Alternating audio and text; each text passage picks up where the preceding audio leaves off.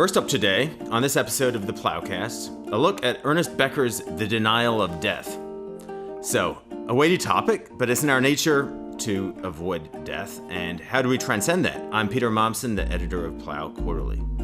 And I'm Susannah Black, senior editor at Plough. We're also excited to be talking with Sohrab Ahmari about his new book, The Unbroken Thread, Discovering the Wisdom of Tradition in an Age of Chaos. And this is the fourth in a series of 6 podcasts where we're talking about Plough's nature issue. That's right here. And hearing from some of our contributors.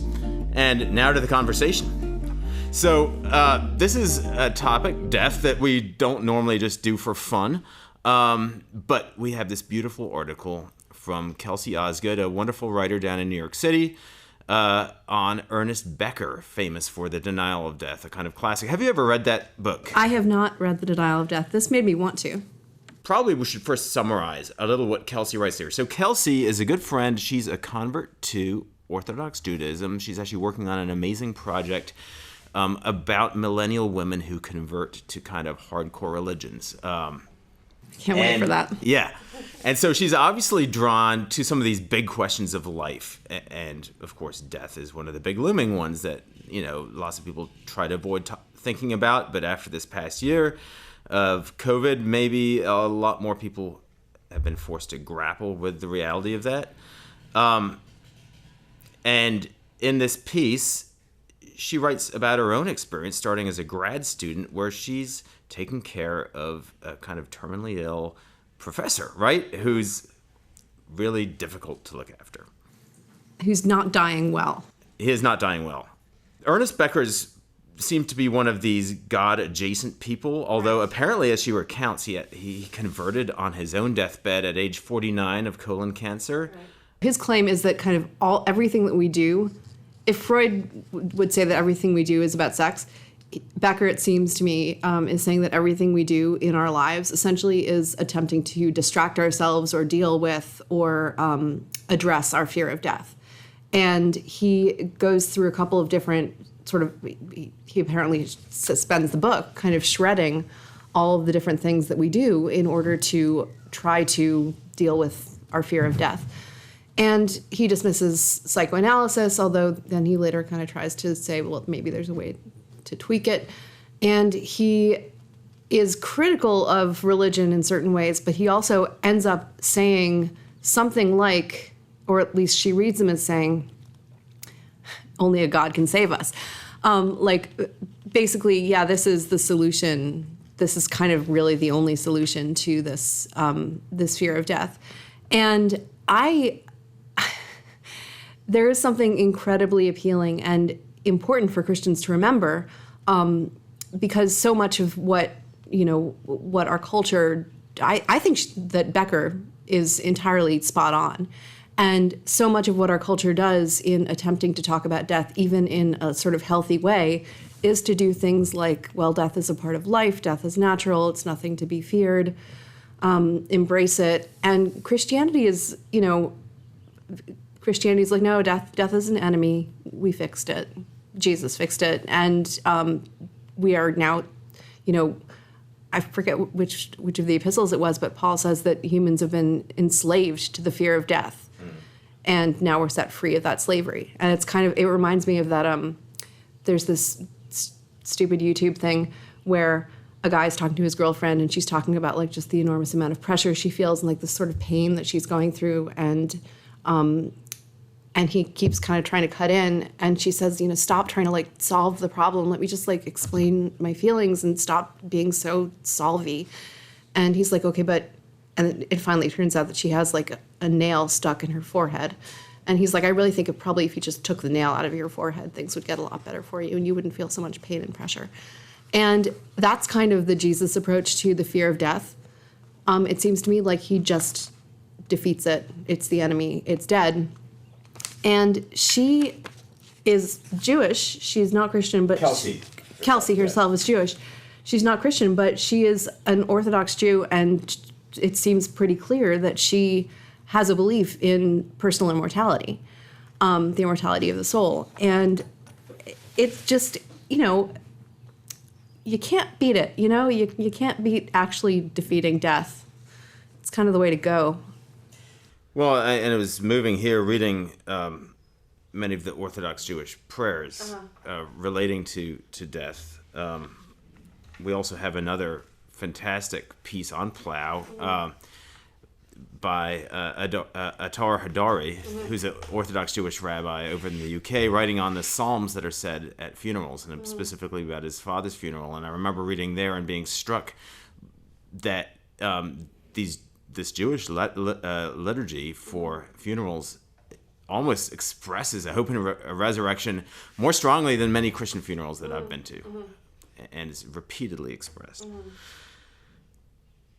I do kind of wonder, though, about one thing. So as I was reading this about Ernest Becker's book and Kelsey's beautiful article, which you should certainly read, and we don't want to just rehash it here because you should actually read it. Probably you should read Becker's. It reminded me of a book that I did read recently. It came out last year by Yale professor Martin Hageland, who's a socialist philosopher, and wrote a book which is superb and which I disagree with strongly, but is excellent, called This Life, where essentially it goes out to prove the opposite of where Becker seems to have landed up. And he says, actually mortality, finitude, the fact that we don't have endless time is the strongest argument it's the only argument for using your life in a good way.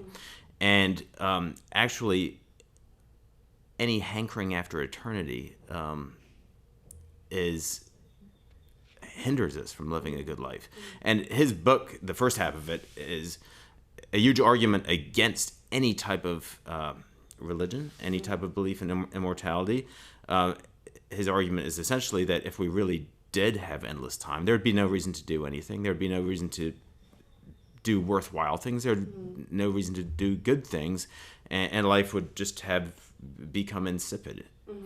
The second half of the book, not coincidentally, is impassioned argument for democratic socialism. And I really enjoy the book because he engages deeply with Kierkegaard, Augustine, many of the same people that Becker engaged with in his book, and you would think would be Dostoevsky, would be sort of on the believer's side. And yet to Hageland, in it's their works themselves that actually evince a certitude that it's actually this life that matters, and that Christians don't really, truly believe in the next life. He even ends with Martin Luther King. I've been to the mountaintop speech. And the words he said on the day before his assassination is kind of evidence that Martin Luther King, had kind of two sides of his brain, and the good Martin Luther King that was really working for justice didn't really believe in his own personal immortality. Otherwise, he wouldn't, because if you can live endlessly, then, why do it? That's Leon Cass's argument, sort of. I mean, or he comes very close to that kind of thing. And I think that there's like a way in which Christianity, not to be annoying, not to be like a Christianity stan, but... Well, we are kind of Christianity stands on this podcast. Okay, that's fine.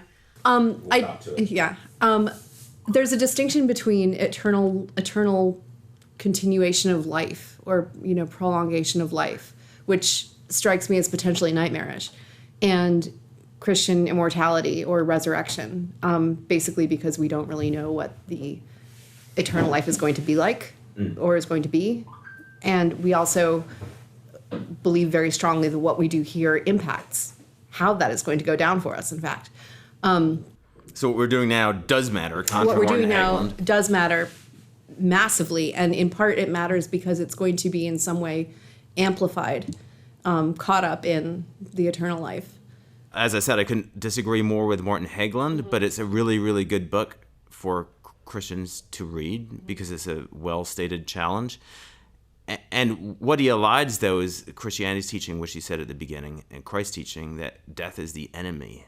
Death is a real enemy that needs to be fought and required the ultimate sacrifice to win over. And when you are with somebody, say, suffering with cancer, I think many of us can say from personal experience that death is an enemy. It's not going gently into, the leaves fall in autumn, right? It's a horrible thing, and it's really only belief in a resurrection that isn't just a kind of natural process that the soul just sort of naturally lives on, but really did require, Jesus to suffer and die, and the new life of the kingdom to come.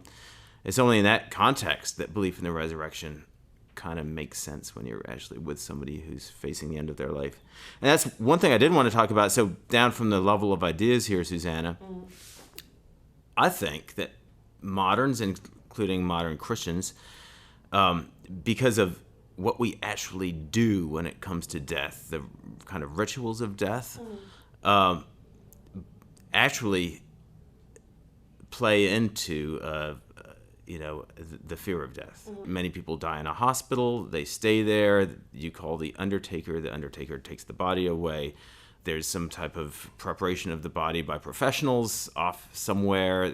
The body is not still the beloved person. It's, to be blunt, in a cooler in a business somewhere. And then it's brought out and displayed, and people visit and feel awkward. Kelsey speaks of the contrast between her secular friends and her Orthodox Jewish friends around a death that she recounts in this piece. And then there's a funeral that's sort of designed around the needs of people to be able to fly in and fly out and not disturb their work schedules too much. For me, one of the highlights of living in the Bruderhof community is actually, oddly enough, when somebody passes away. Because in a community life, now I realize this is not just in the Bruderhof. This actually was the case for most traditional cultures. The family really literally is around the dying person. We do quite a bit to make that possible. And then I know, like, when my grandfather died, it was very meaningful for us to, like, ourselves wash the body, dress him, prepare the place where he'd be. And then we have this kind of custom of somebody always being with the person up through the funeral. So and we'll do that all at home. I remember doing this once with a brother who had died very abruptly when I was living in Germany, and how, for the neighbors, it was very almost freaky, the idea that you would have a dead body in your house for several days. But in a way, they really appreciated it. And one of my friends who had lost his mother early, just came and would sit by the body during the wake, which lasted 3 or 4 days. And I think it was almost a chance to experience something that he hadn't. And then to build the casket yourself, to dig the grave yourself, to lower the coffin in yourself and fill the grave up yourself. Those are all things that I just, I'm not saying this in a sort of Bruderhof cultural nationalist way, although I am. You are totally a Bruderhof cultural nationalist. But I feel for people who don't have the chance to do that for their loved ones, because I think it's so important to just kind of accept the bodily nature of death and go through it, to see it, to feel it, to touch it, for it not to be this scary thing. And it really helps you also come to terms with the fact that, hey, this is going to be me someday. Yeah. My grandfather, when he died, he was at home in the house that I live in now, which is my great-grandparents' house. And he's got 6 kids, and they were mostly all around him. And actually, one of my uncles was in the bed with him when he died, and then they washed his body and did not dig the grave themselves. But yeah, that is. I remember his was the first kind of, like, I don't know. My grandmother had died earlier, but when Grandpa was dying, I told him something like, it was the first time, it was like right after I'd converted, and I told him that I was thinking of death as kind of a graduation, like, and I think that's kind of like stuck with me. I do think of death as graduation, and I think we should think of seniors as the kind of, like, I don't know, seniors in college, graduating senior class. And, like, about to go out into this kind of other world where their real lives are going to start in a way. And, yeah, I was I was very glad to be able to have very tiny little bits of conversation about that with him before he died. I was pretty chicken about talking about it, though, because I was chicken about talking about my faith. Right. Well, it is tough, right? I mean, I my last conversation with my grandfather, he was so matter of fact about it. He said, "I've lived this happy and fulfilled life," and he, alternated the last days of his life with, we've just read stuff aloud. It was C.S. Lewis, and then Che Guevara's Motorcycle Diaries, and then Louis Armstrong, and it was just went on a cycle, and he didn't really, he's like, he really was actually one of these people for whom, in one sense, it wasn't a big deal. And I think there's that kind of childlike faith that you see in people who have lived a life of service, whether or not actually they're believers, that can kind of guide them through those last things. Well, there is an aspect to this too, though, where in modern culture you're seeing more and more an emphasis on sort of a customized death. And it takes the form of everything from elaborate plans for customized funerals to, in fact, the desire to control the moment when one goes. And that, I think, is, we have to kind of like distinguish between that, both aspects of, obviously, actual euthanasia or, assisted suicide is a lot worse than like cutesy hipster morticians, which are apparently a thing that she mentions here. Euthanasia is worse than hipster morticians, but I think they're both aspects of the same thing, like trying to make your death a part of like an expression of your aesthetic, or a part of meaningful in a kind of like consumerist or artistic way. Mm-hmm. Well, I'd like to conclude with quoting a Hasidic tradition from Kelsey Osgood's piece.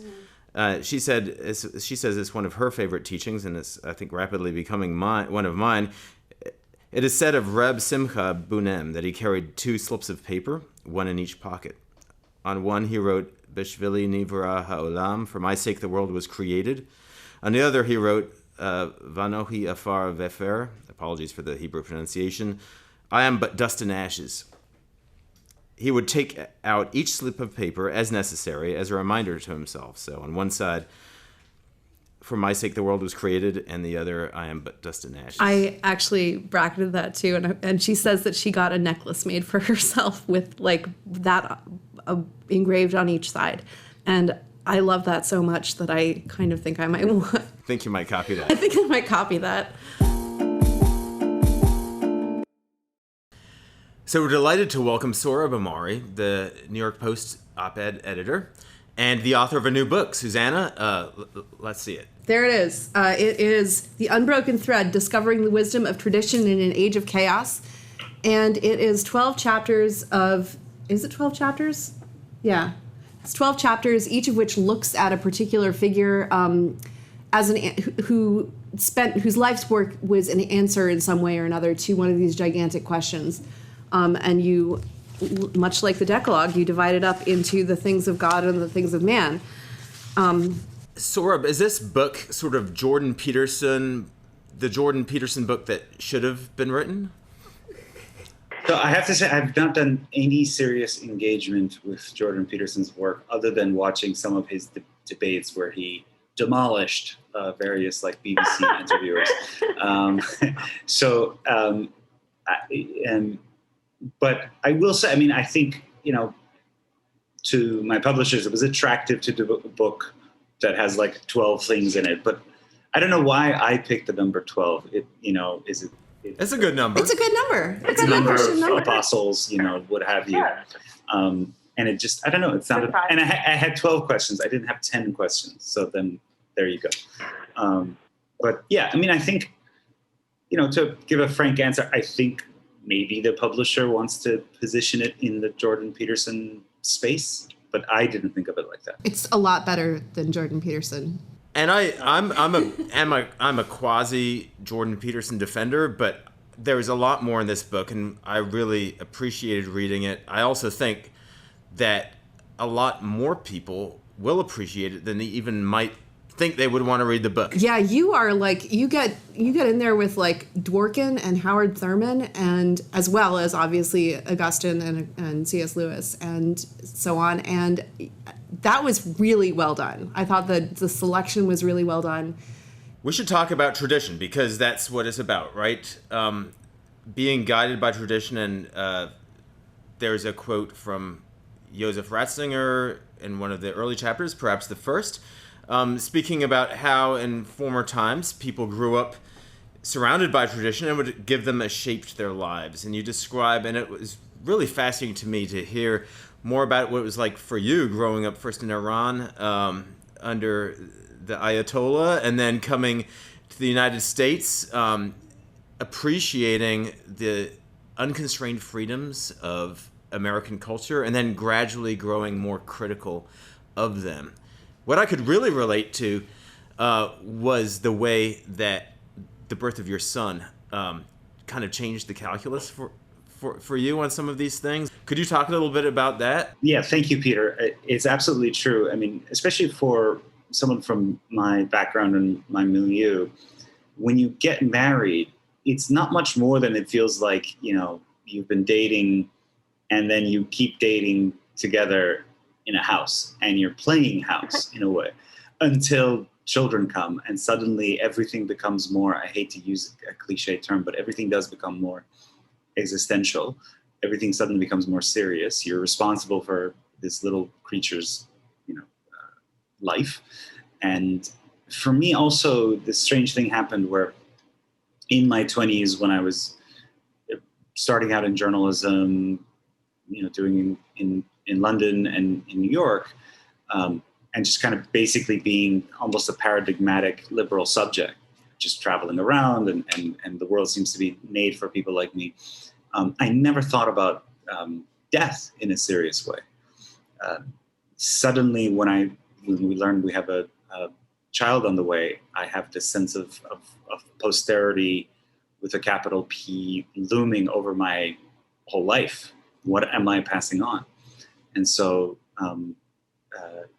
not much more to add than what you said, that everything really becomes serious when you have children, because there's this projection of your own self into the future that you have to try to shape. And what seems, really terrifying about that is the sense that, what will this child's life be like, and what will actually shape them. And it seems to me where we've come to as a wider society is that the parents really are able to make some decisions about how they live their own lives, but really what shapes a kid is far beyond our control. And I think that's some of the things that I found most fascinating about this book is how does one bring up a child with a sense of tradition, with a sense that there is something that I belong to, that I owe something to, that I might have obligations to, in a way that actually kind of has real traction when it comes to life decisions that I might make.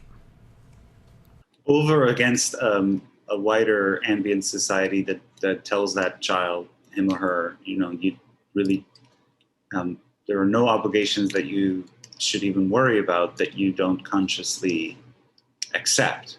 At its most extreme, obviously, you're now seeing there are liberal ideologues who question baptism and circumcision as an imposition on a child who can't consent yet. So that's an unacceptable imposition on the child's life. But in much more, and that's a kind of extreme case, but in much more diffuse and subtle ways, society tells us that the world is about keeping your options open. The world is about maximizing your choices. Freedom is really just your ability to choose from among contraries. You can wear blue shoes or red shoes or black shoes, and that's freedom. And in all these cases, and all those forces work against any sense of obligation to the past, of inheriting something and passing it down. All those things we associate with tradition. Ratzinger calls it the firm program of the past. And the thing about the book, which is, I don't know, very appealing to me is that as well as like this sort of sense of the importance of tradition, you're using these kind of like actual existential questions, which I just kind of want to like throw some of these out here to just see, to let people know what they would be getting into if they read it. How do you justify your life? Is God reasonable? Can you be spiritual without being religious? Does God need politics? Should you think for yourself, which was kind of my favorite chapter.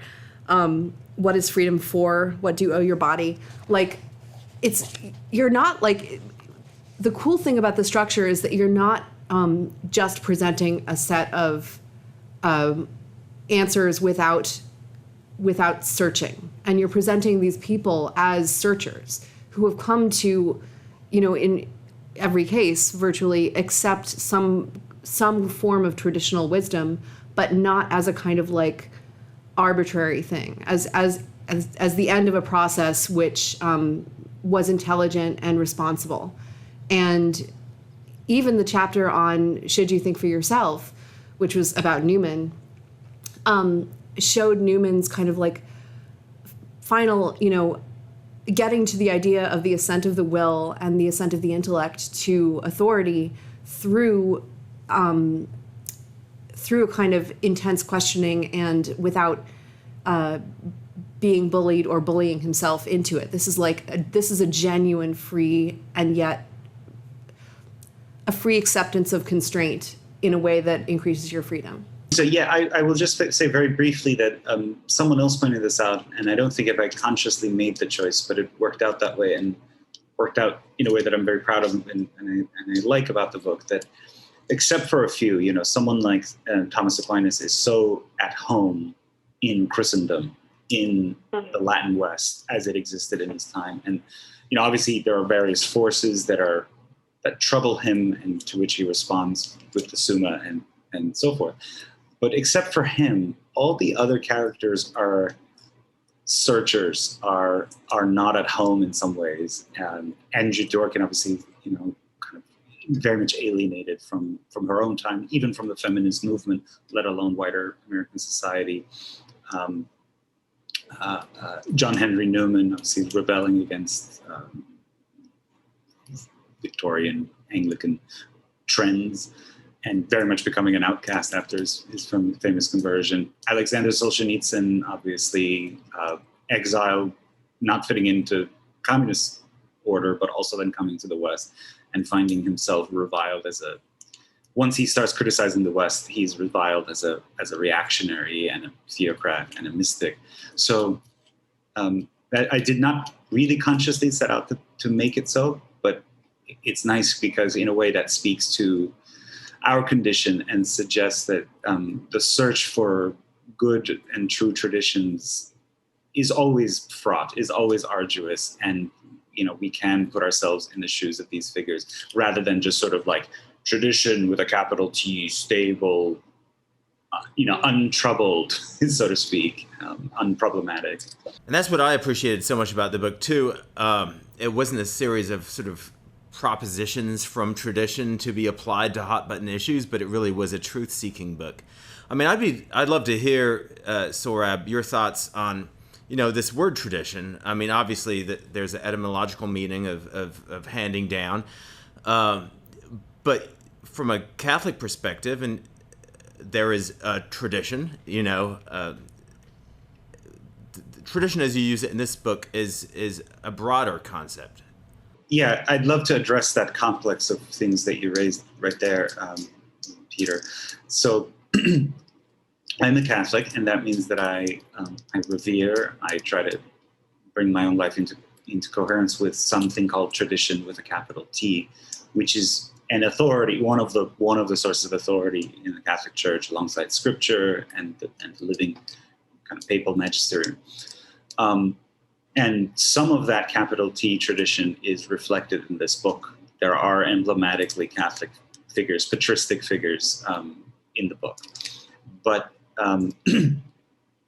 there are also traditions with a small t present in the book, including, as Susannah pointed out, some surprising figures who may, if they were still around, may not have liked to be placed alongside the other figures in this book, not least Andrea Dworkin. Luckily, you didn't have to ask them. Yeah, exactly. Luckily, at one point I was pondering writing about one living figure, and then it would have been odd, just like one, so I didn't go there. But nevertheless, I mean, the capital T tradition venerates natural reason and the idea that divine wisdom is sort of sprinkled among the gentes, among the peoples. And so the kind of traditionalist ecumenism reflected in the book doesn't threaten my loyalty or adherence to the capital T tradition, because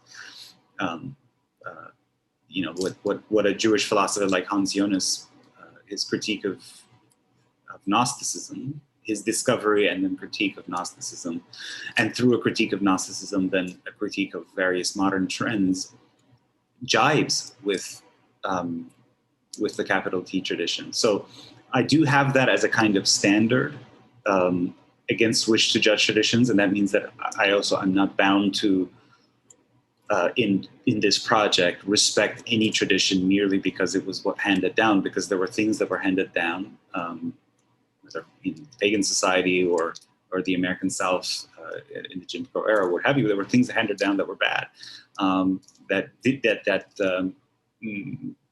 contradicted truer and better traditions. But insofar as there's coherence among them, an adherent of capital T tradition can be at peace and even draw on the wisdom of the small T traditions. And I would just, one last point is that although these figures in the book are really disparate figures and very diverse from modern to ancient and spanning kind of the whole globe, there is a kind of interior coherence and integrity to each chapter, in the sense that ultimately what we discover is, in each case, tradition stands for what looks like a limitation on the will, on the intellect, on appetites, on desire. And we see kind of this working out of the same strange paradox, where that limit is actually examined more closely as a source of liberation, a source of happiness and freedom, and the loss of the limit, although it looks like liberation at first, in hindsight, ends up standing for the loss of freedom, the loss of true freedom, or the loss of happiness, the loss of a sense of being at home in the world, and so forth. We need a skeleton, otherwise we would just be blobs and ineffective. Like, we wouldn't be freer without the rigidity of a skeleton. We wouldn't be freer if we didn't have skin, so we were just like open to everything.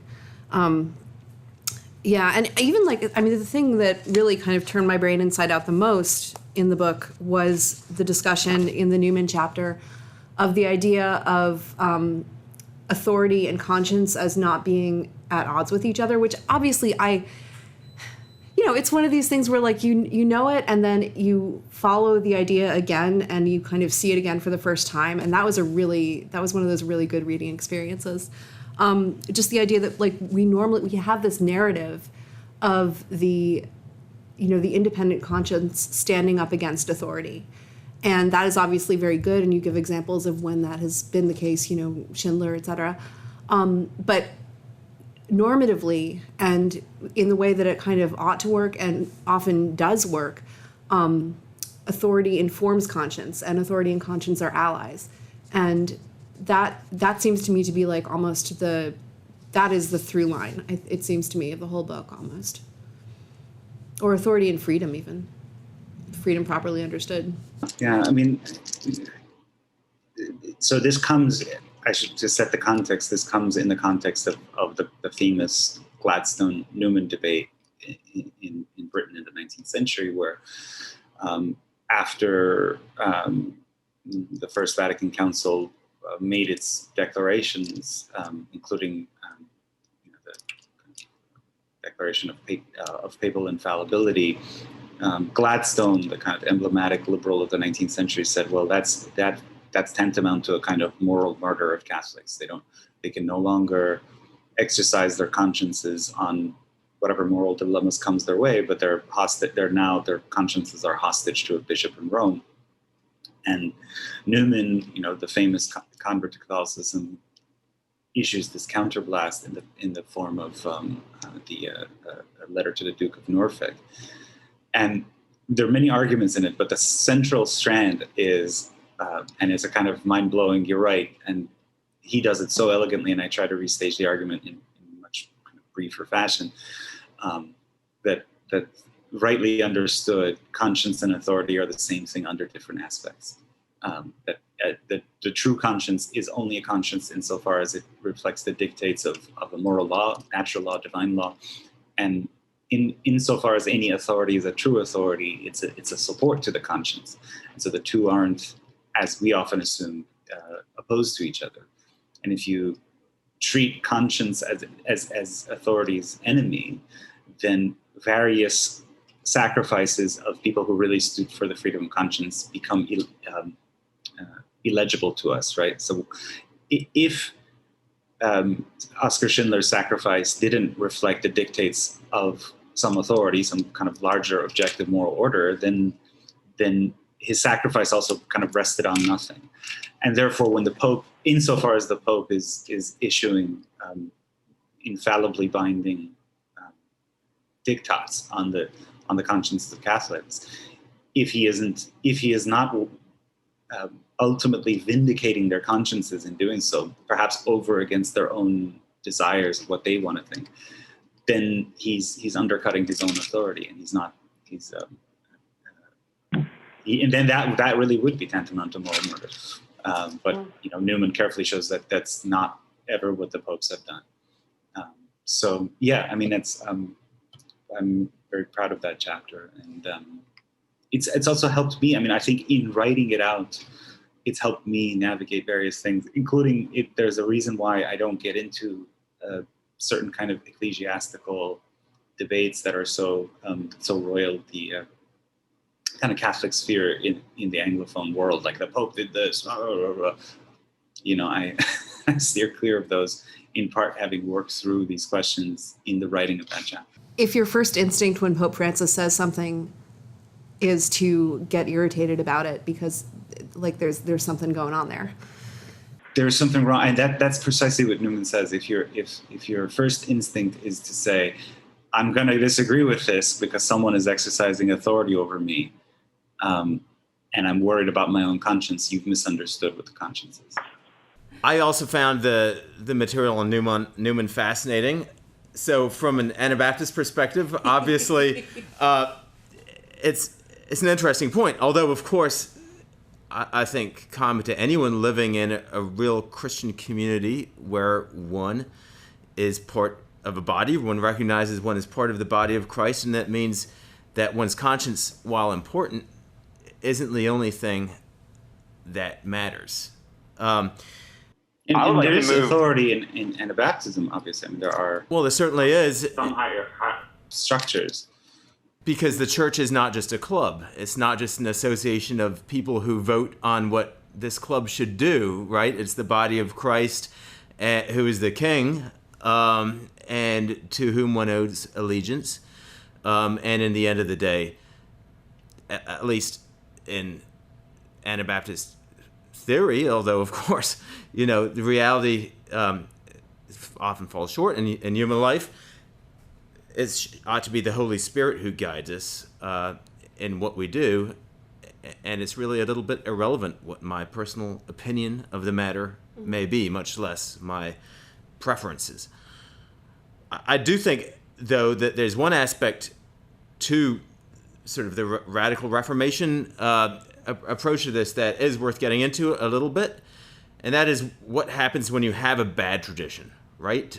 Traditions, at least the lowercase t traditions, can obviously be really awful, right? As the chapter on Thurman talked about. And you have a whole chapter on Howard Thurman, who's, combating the evil segregationist politics of the South, which was a culturally established tradition that people were raised in and taught them how to act, certainly restrained the desires of those most subjugated to it.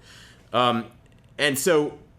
And had ecclesiastical legitimation. Right. Exactly, a whole theology to buttress it, and yet it was challenged successfully. And so, on what basis do you challenge tradition? How do you reform bad traditions? Because, just the fact that it's tradition doesn't render it safe. No, that's absolutely right. And I would refer to the life of Thurman. He challenged bad tradition not from a place of, well, here's what I think, in a way, but from a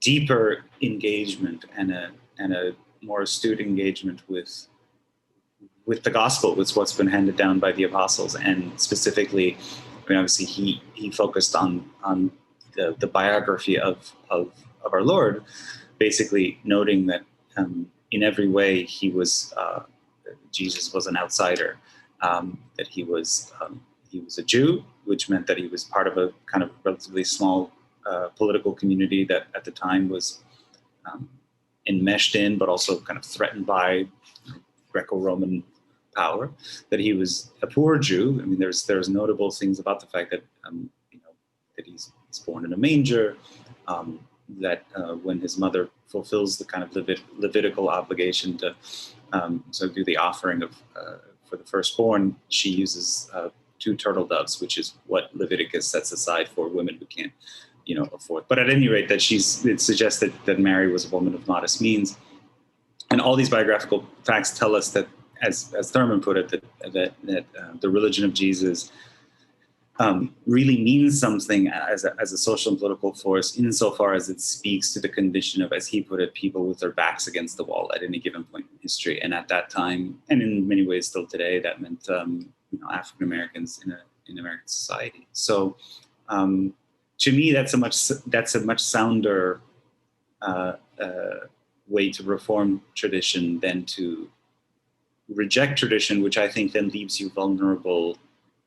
To reject all tradition leaves you vulnerable to, ideological sway, market forces, what have you. There has to be some kind of rock, a place of continuity and assurance that you can then, it's a more commanding height from which you can survey and judge traditions. And in his case, it condemned actually existing traditions in his time, theological language that kind of constantly associated Black people with like imps and devils, which was something that really got on his nerves, and he pointed this out. But he did it from a place of tradition.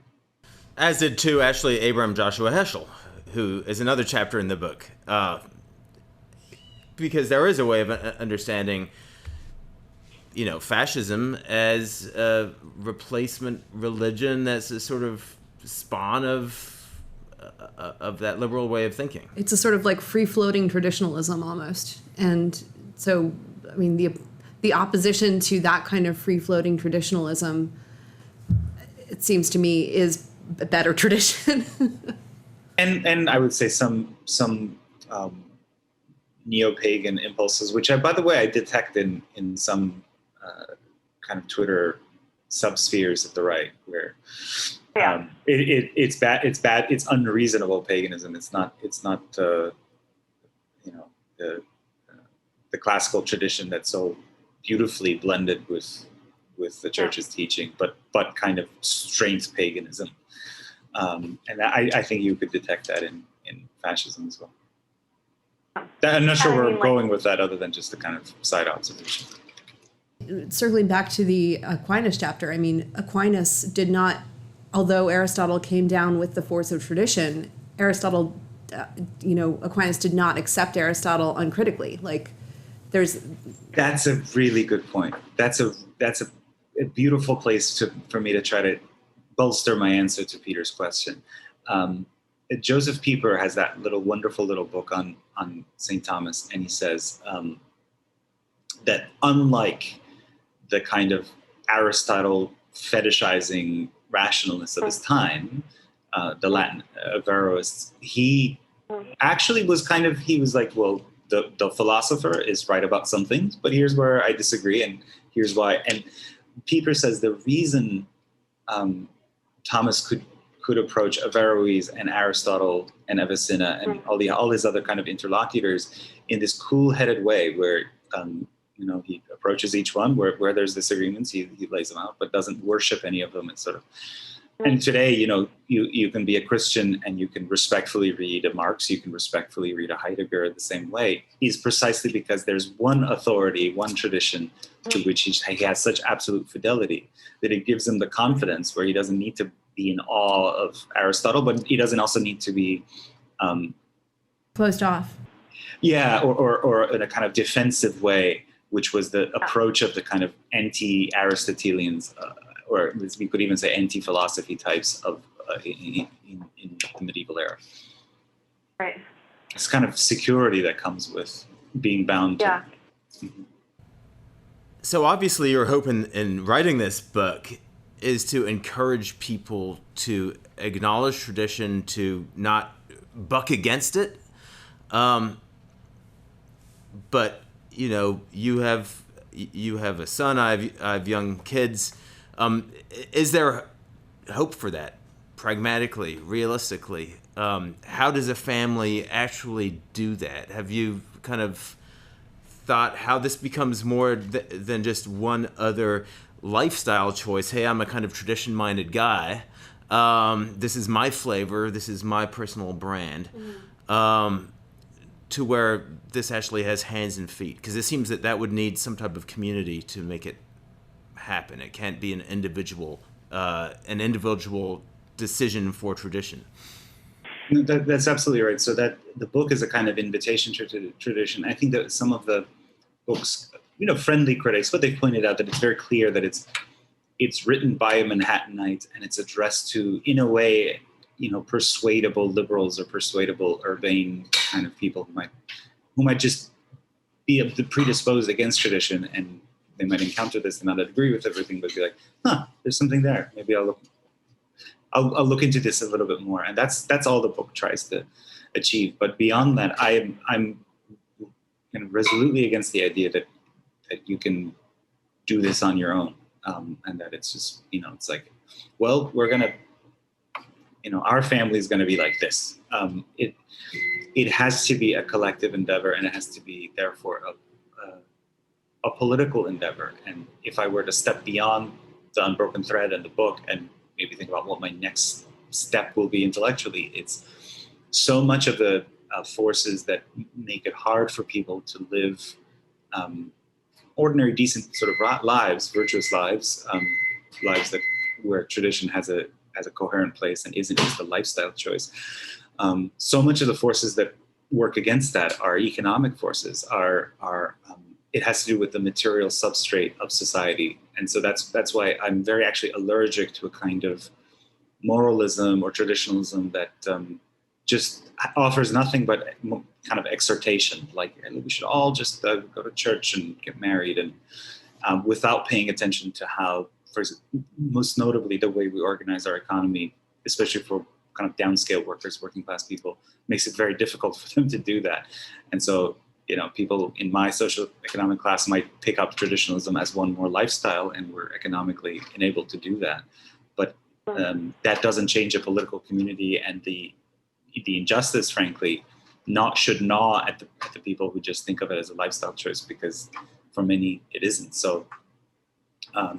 No, absolutely, it has to be a political endeavor, and I increasingly think an economic, and a matter of kind of political economy, of rethinking a lot about how we organize labor, how we organize relations between labor and capital, the disparities between the two, the eye-watering kind of economic inequalities. That's not really in the book. It's hinted at in the book, but this is looking beyond the book to a larger project. Are you going to expand your Augustine chapter into a whole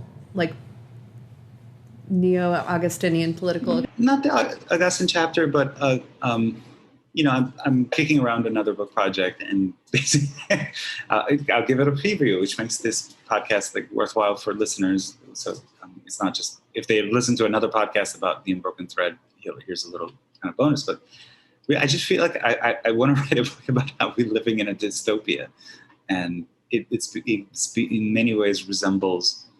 And Patrick Deneen makes this point really well in Why Liberalism Failed, that liberal societies are very good at imagining dystopias where we see that the society we live, if you just kind of crank up its interior developments, eventually, very quickly, you could end up in Blade Runner 2049, and how dark that is. But we can't turn the crank the other way. And so I want to write a book about dystopian movies and their relationship to the That would be extremely cool. Okay, well, can't wait to read that book and talk about it. Although there's so much here that we could go on more about. Thank you, Sohrab, for joining us in the midst of your kind of busy book launch season. And thank you for having me. This was a wonderful conversation, and hopefully we can catch up in person soon. More beer. More Bruderhof beer. Indeed.